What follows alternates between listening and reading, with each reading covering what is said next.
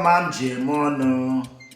Geenụ ntị nụrụ akụkọ nke taa bụ Tọzdee abalị 11 nke ọnwa Septemba afọ 2025 ahịa Orie dịka o si gbaa n'ihu akwụkwọ ndị dị iche iche. N'akụkọ Channels ka anyị nọ n'akụkọ kwuru na ndị na-arụ ọrụ mmanụ na Naịjirịa nke akpọrọ Nupeng na mkpirisi bekee akwụsịla ifanye aka n'okwu nke ha na-eme. Ha na ndị isi ụlọ ọrụ Dangote Refinery enwee na nkwekọrịta maka ikike ndị ọrụ ha nwere ịbanye n'otu ọrụ.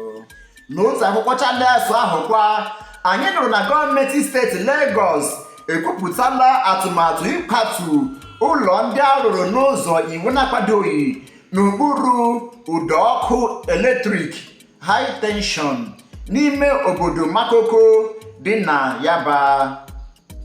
Ha kwuru nke a dịka ha kpatụchara ụlọ ndị a rụrụ n'ụzọ na-ezighị ezi na Oronshoki dị na steeti Lagos. Gọọmenti steeti Yobe emeela olili ozu n'otu oge nke a kpọrọ n'okwu bekee mass burial maka mmadụ 84 bụ ndị Boko Haram memenara n'obodo Mafa nke dị na kansụl Tarmuwa dị na steeti ahụ. Emere olili ozu ahụ na Babangida nke bụ isi ọchịchị gọọmenti kansụl ahụ n'ụbọchị Wenezdee gara aga. N'akwụkwọ Vanguard ka anyị nụrụ sị minista na-ahụ maka ọrụ na Naịjirịa bụ injinia David Umahi ekwuola na ọ ga-ewe gọọmenti etiti ijeri naira 3 iji rụchaa ọrụ okporo ụzọ na-aga n'ihu nke ndị NNPCL na mkpirisi bekee bụ ụzọ kwado n'okpuru atụmatụ ịkwụ ụgwọ ụtụ isi.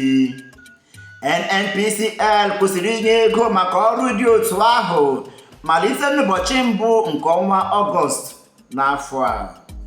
N'otu akụkọ Punch ahụ kwa, anyị nụrụ na ndị uwe ojii steeti Lagos ejidela otu nwoke gbara 65 aha ya bụ Chibuike Azụbụike na mmadụ 3 ndị ọzọ maka ebubo na o mere onwe ya obi nke Lagos nke iwu na-akwadoghị.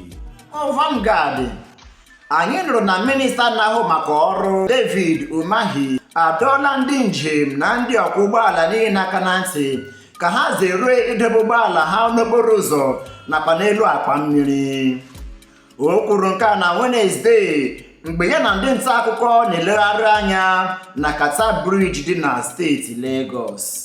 Anyị nụkwara n'akwụkwọ Punch akụkọ nke kwuru na ụlọ ọrụ na-ahụ maka ntụliaka elu na mba nke a kpọrọ INEC n'okpukpurisi bekee na ndị uwe ojii Naịjirịa adọọla pati ndọrọndọrọ ọchịchị aka na ntị ka ha kwụsị iji ụzọ aghụghọ achụ nta vootu n'oge n'ihi na o megidere iwu ntụliaka elu.